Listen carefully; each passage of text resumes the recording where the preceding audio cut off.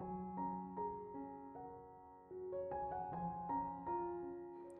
friend, welcome back to my channel. In today's video I will be showing you 6 different types of watercolor florals. So let's get started.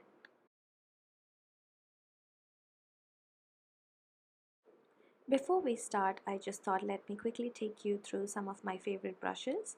The first one which I have here is the filbert brush, which is a flat brush with a rounded edge. It's very popular among floral painters. The second one is a mop brush which holds a lot of water, great for painting backgrounds and wet on wet technique. The third one is my size 6 brush, size 3 and size 4 brushes. To start with, the first flower which we'll be painting today is the peony, and this one's a beautiful pink flower which grows in temperate regions, and for that I'll be using this pale pink shade from White Nights.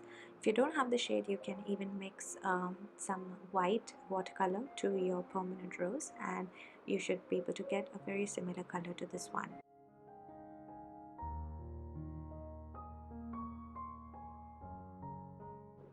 Now to add depth to my peony flower, I have another shade which is called Rose Madder here, and I'll be using both these shades to create my peony.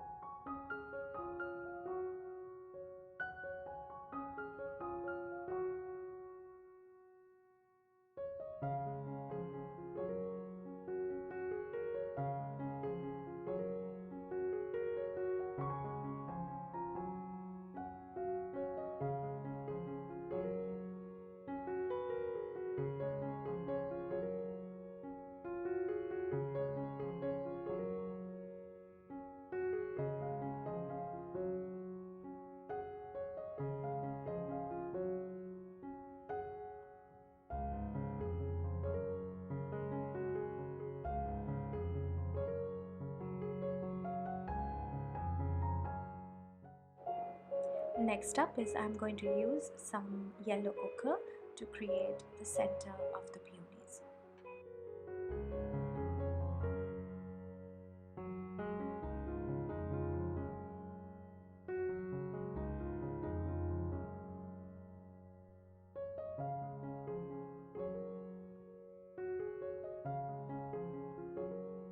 You can use any green to create stems and leaves. In this case here I'm using some sap green, and with the same color I will be creating the stems and the leaves of the peonies.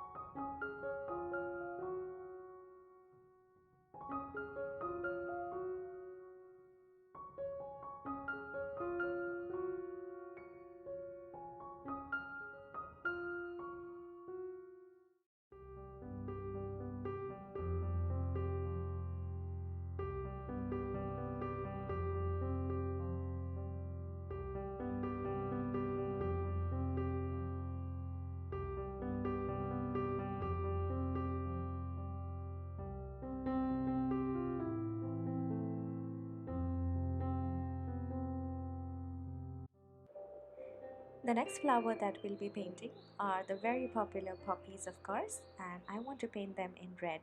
And for the same, I am using this permanent red shade, and also I will be using some darker colors like brown and sepia to create the center of the poppies.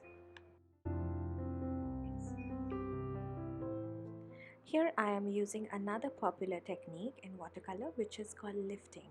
Now lifting helps you to create some highlights on your subject, and to do so you need to rinse your brush with plain water, dab off the excess water on a paper towel, and then just lift off some of that color which you already applied.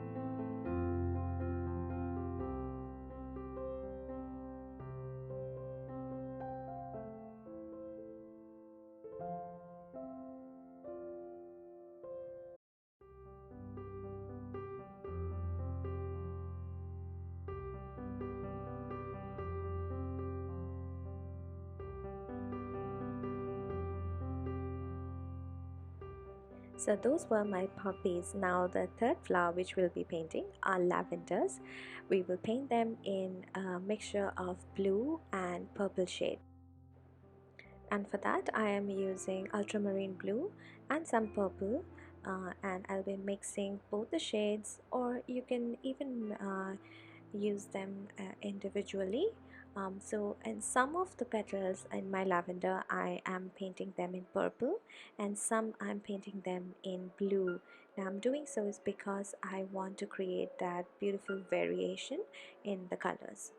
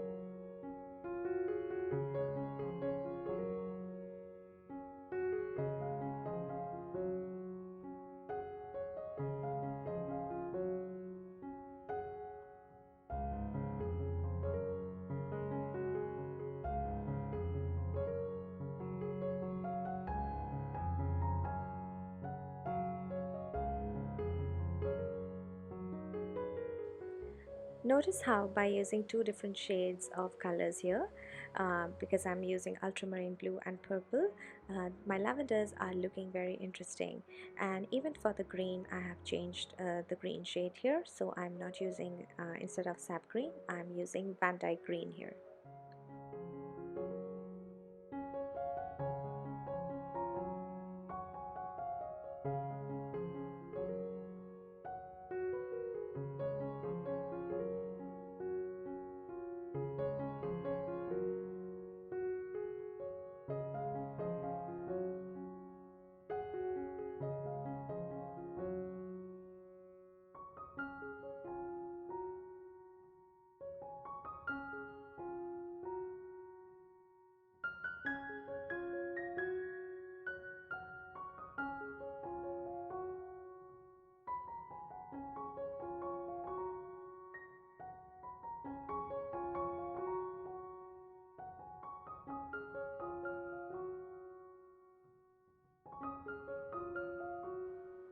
Alright, so they are my lavenders, and now the next flower that I'll be painting are the very popular flowers here in India, and they are called marigolds.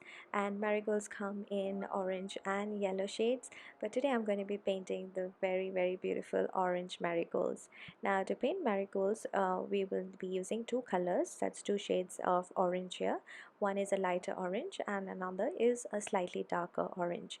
Now first I am going to paint a circle with the lighter orange, and then with the darker orange shade I'm just stippling my brush over the circle and creating a dotted rough edge, and that's how you can create the texture of the marigold.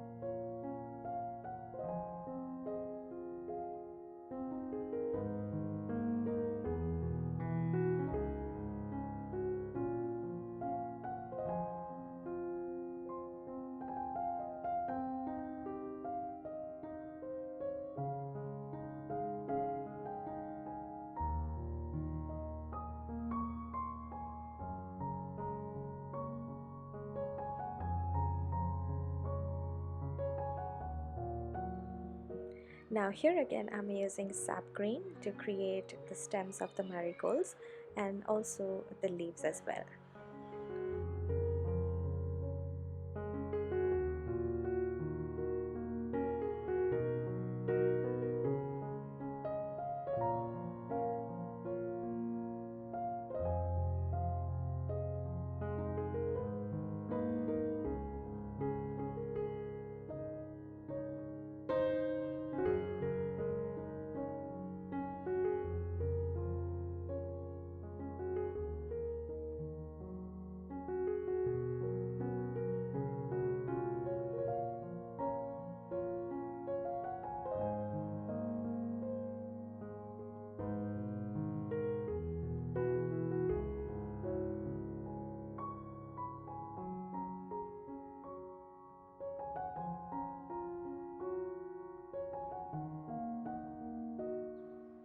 Alright, let's move on to the next flower, and this one's another favorite tropical flower, and this one's called the hibiscus. Now to paint hibiscus here I have used the rose madder shade, and starting with my number 4 brush I am just creating the petals first.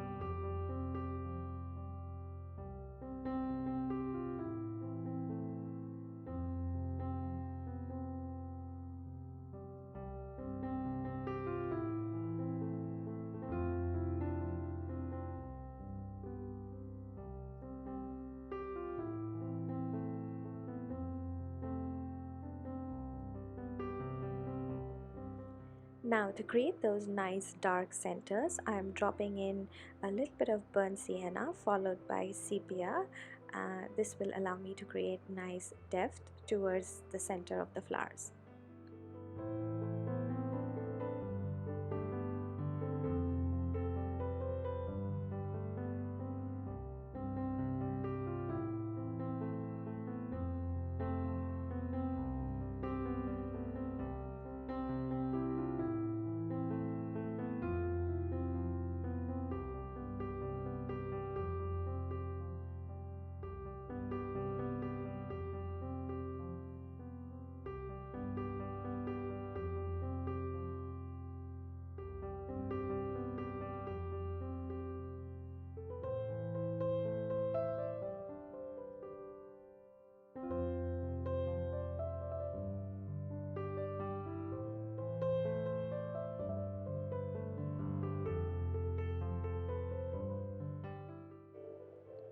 Now we are going to draw the nice stamen of the hibiscus flower, which gives this flower its unique look.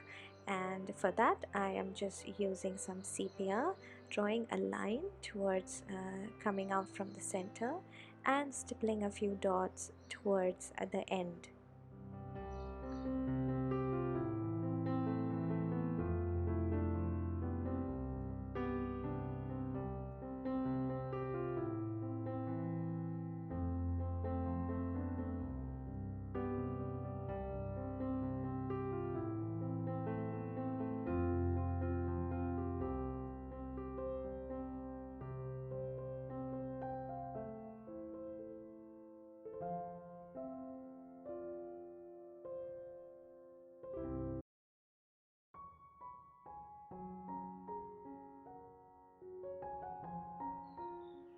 Alright, last flower of the day are our very own sunflowers. And for the sunflowers, of course, we're going to be using some yellow and some nice brown for the center. And as usual, I'm going to first start with the center of the flowers.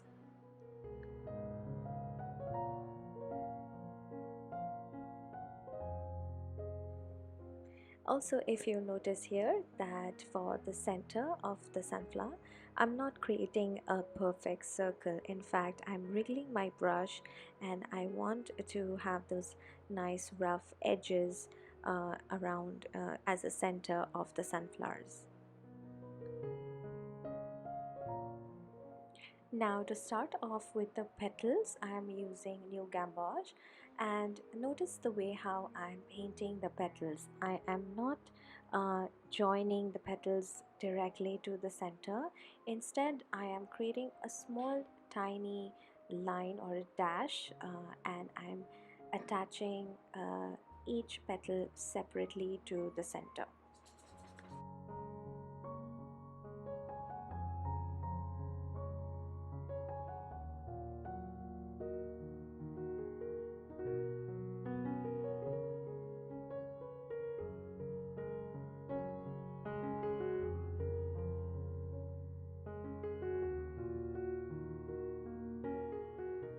So I'll also be painting a sunflower which is facing sideways or at an angle, and to paint an angle to sunflower I am creating some longer petals towards which is further away from me, and the ones which are closer to me I am painting some shorter petals, and this one's going to give me um, an angled sunflower look.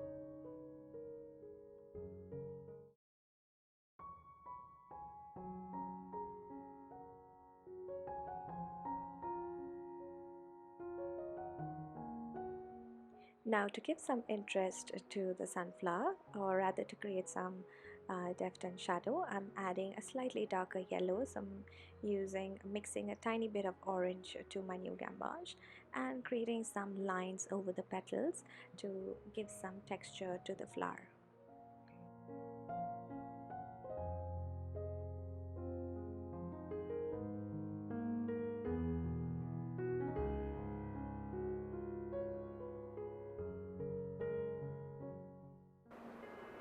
There you go, all 6 flowers. I hope you enjoyed this video. If you did, please consider liking the video and subscribing to my channel, and I'll see you soon again in the next video.